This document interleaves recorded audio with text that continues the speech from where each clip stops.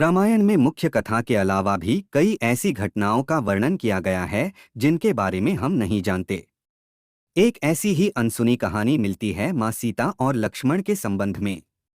रामायण में इस बात का वर्णन मिलता है कि देवी सीता ने अपने पुत्र समान देवर को जिंदा ही निगल लिया था। तो आइए जानते हैं कि आखिर देवी सीता ने पुत्र समान लक्ष्मण को क्यों निगल लिया था। हम सभी जानते हैं कि माता सीता अपने देवर लक्ष्मण को पुत्र की भांति चाहती थी, लेकिन बहुत कम लोगों को पता है कि माता सीता ने अपने पुत्र समान देवर लक्ष्मण को जिंदा ही निगल लिया था। कथा के अनुसार जब भगवान श्री राम रावण का वध करने के बाद अयोध्या वापस आए तो अयोध्या को खूब सजाया गया और श्री राम के आने की खुशी में उत्सव का आयोजन किया गया। सभी अयोध्यावासी उत्सव मनाने में व्यस्त थे कि अचानक माता सीता को याद आया कि वन जाते समय उन्होंने मां सरयू नदी से वादा किया था कि अगर वे अपने पति श्री राम और देवर लक्ष्मण के साथ वनवास काटकर सकुशल अयोध्या लौटेंगी तो सरयू तट पर पूजा अर्चना करेंगी।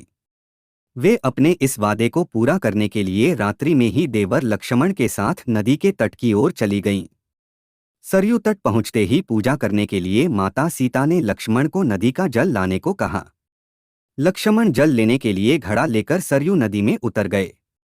लक्ष्मण जल भर ही रहे थे कि तभी सरयू के जल से एक अघासुर नाम का राक्षस निकला जो लक्ष्मण को निगलना चाहता था। लेकिन माता सीता यह देख घबरा गई और लक्ष्मण को बचाने के लिए अघासुर से पहले खुद लक्ष्मण को निगल गई।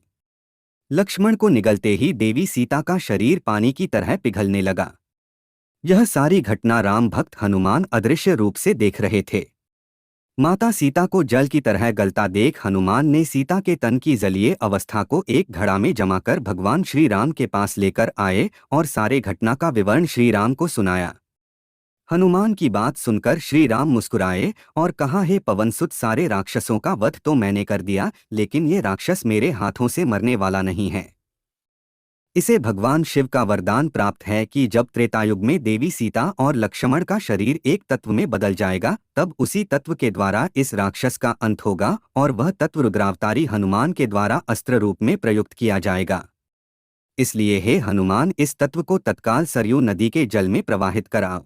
इस तत्व के जल में प्रवाहित होते ही अघासुर का अंत हो जाएगा और सीता लक्ष्मण पुनः अपने रूप में आ जाएंगे। श्रीराम की आज्ञा पाते ही हनुमान घड़ा लेकर सरयू नदी के तट पर पहुंचे और घड़ा को श्रीराम का नाम लेकर सरयू के जल में प्रवाहित कर दिया। प्रवाहित करते ही सरयू नदी में आग की लपटें उठने लगी और इसी आग में जलकर अघासुर का अंत हो गया।